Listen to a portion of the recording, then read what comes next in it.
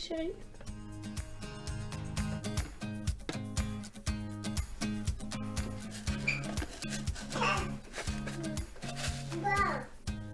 Ça a vraiment des sentiments parce que ça va pas aller te faire des câlins et tout. Mais en tout cas, ça a pas peur, enfin, ça aime bien aller venir. Enfin, c'est pas un animal qui va, dès qu'il nous voit, se mettre à courir et partir. Enfin, moi je trouve plus de trucs avec les animaux et tout ça, les fourmis. Moi je trouve vraiment que ça ressemble assez bien aux humains. J'aime bien les abeilles, sinon j'aime aussi bien les rapaces. J'avoue qu'il y en a certains, par exemple l'urubus à tête rouge, Daisy, qui me plaît bien. Parce que je l'ai toujours bien aimé.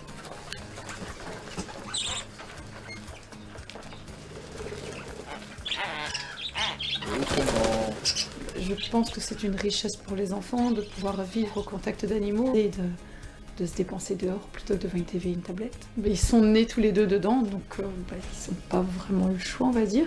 Mais j'ai l'impression en tout cas tous les deux s'y retrouvent et ont l'air d'apprécier. Ils ont chacun une chouette relation avec les animaux et ils développent au fur et à mesure une belle passion, je pense.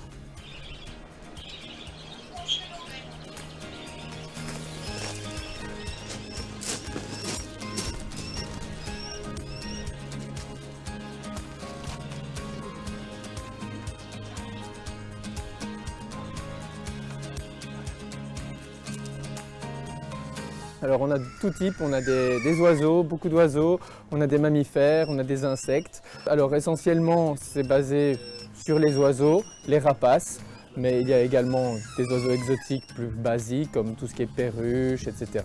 Puis tous les animaux de basse-cour, ça va des canards, poules, oies, dindes, cochons, puis après nous avons des ânes. Chaque animal a son histoire, nous avons des animaux qui naissent ici. Nous avons des animaux qu'on nous cède, donc des abandons.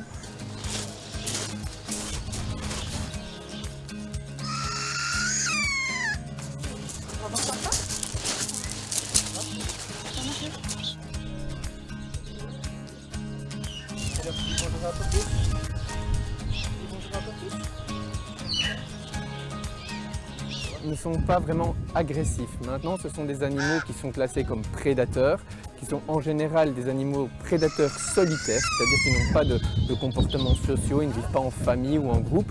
Donc il faut quand même rester conscient de ça, qu'on va les forcer à vivre dans un mode de vie qui n'est pas forcément le leur. C'est-à-dire qu'ils vont être forcés de vivre en compagnie de congénères ou de notre compagnie. Donc on doit quand même respecter leur intimité, ne pas forcer à être toujours en compagnie d'un congénère, de pouvoir leur laisser la possibilité de s'isoler comme ils le feraient dans la nature. Et dans ce cas-là, par exemple, lorsque je le tiens au point comme celui-ci, ici, je fais attention à ce qu'il fait, je fais attention à ce que je fais, pour ne pas rentrer dans son cercle d'intimité proche, pour ne pas recevoir de coups de bec, qui donnerait juste comme un petit avertissement, ne va pas trop loin. Il faut respecter son intimité, ses limites territoriales. Dans ce cas-ci, tant que je reste et que je ne le touche pas, il n'y aura pas de souci. Si j'essaye de le toucher, il pourrait éventuellement donner un coup de bec. C'est normal, c'est dans leur comportement.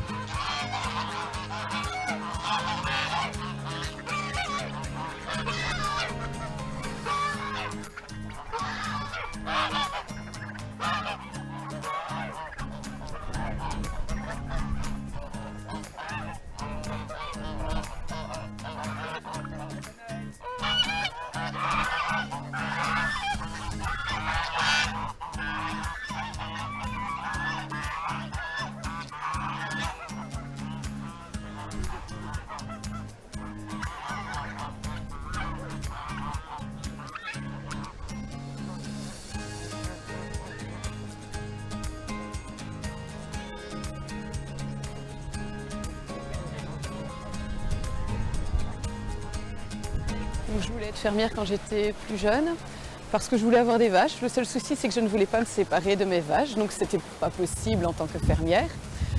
Et ici, au sein de la SBL, j'ai eu la possibilité donc d'avoir tous les animaux que j'aimais et je ne dois pas m'en séparer, donc c'est encore mieux.